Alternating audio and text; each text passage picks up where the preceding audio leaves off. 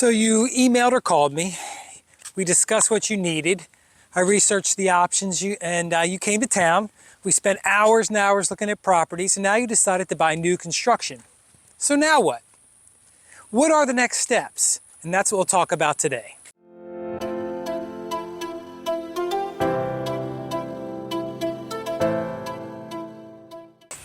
Hey, I'm Steve Skimos, a realtor specializing in new construction here in beautiful Port St Lucie, Florida. Now, after seeing the models, looking at the starting prices, adding the lot premium, which could be anywhere from free to $80,000, we have a ballpark idea of what you will pay.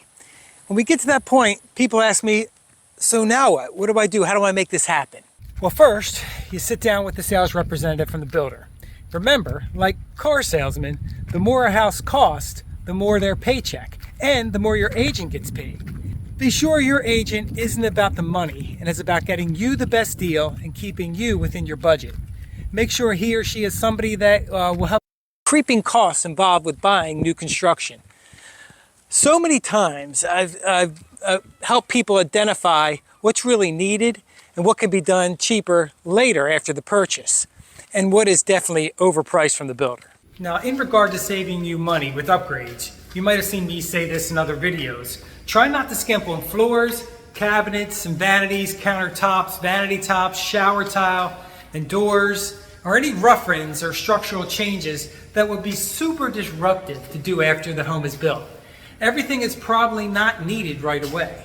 Also, when at the table, be sure all incentives are included.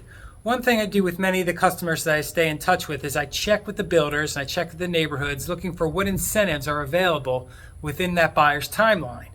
Now, incentives can include price reductions, money for upgrades, money for a down payment, or money to buy down the interest rate, or flex cash where you can divide up the money they give you to use on any of these things or any combination of those things. So next, while sitting down with the builder, he or she will price out the lot premium and the various levels of upgrades.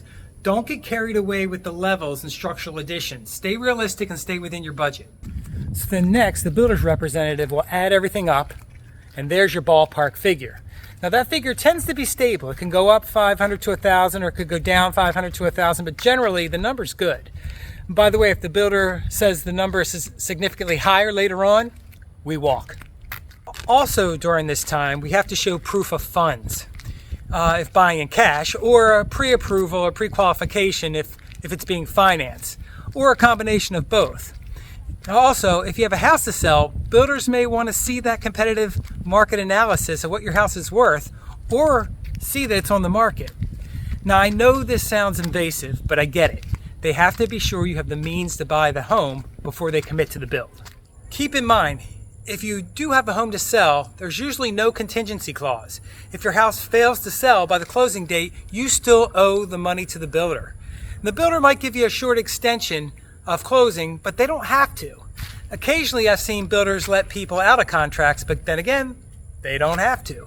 I have actually seen this happen where a person has to get a mortgage just to pay off the house, and then when their house sells, then they use that money to pay off the loan. Now this and the overall timeline is nerve-wracking.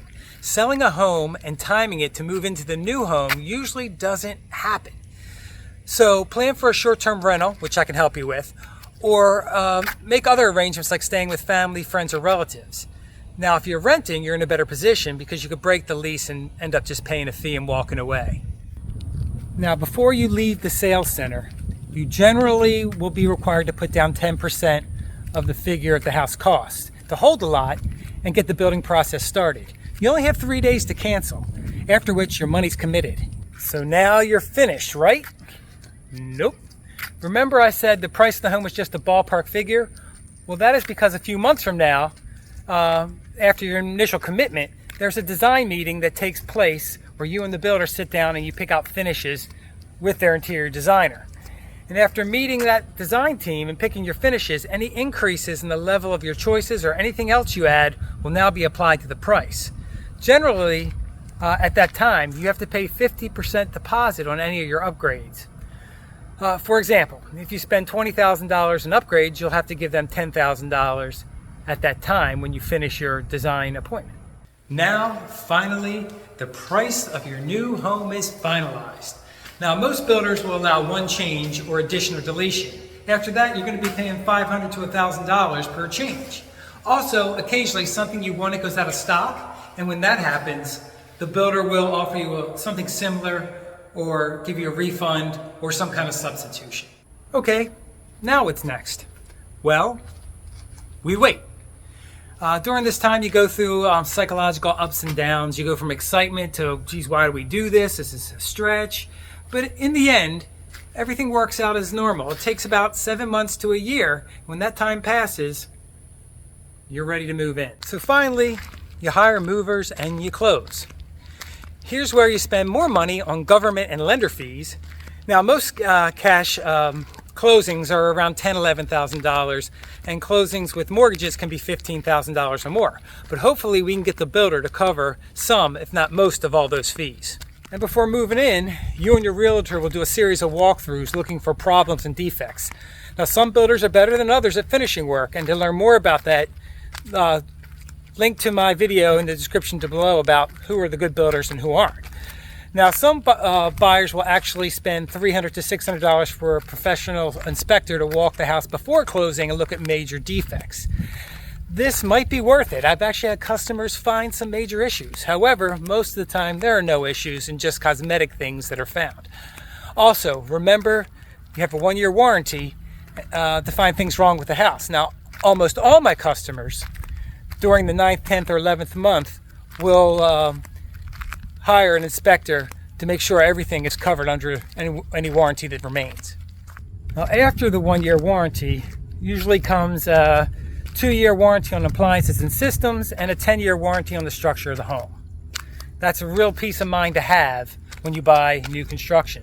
Now the process is fully complete, so I hope this helps you know what to expect when you purchase new construction. And as always, if you have any questions, contact me. My information is on the screen and in the description below, and I'll see you in the next video.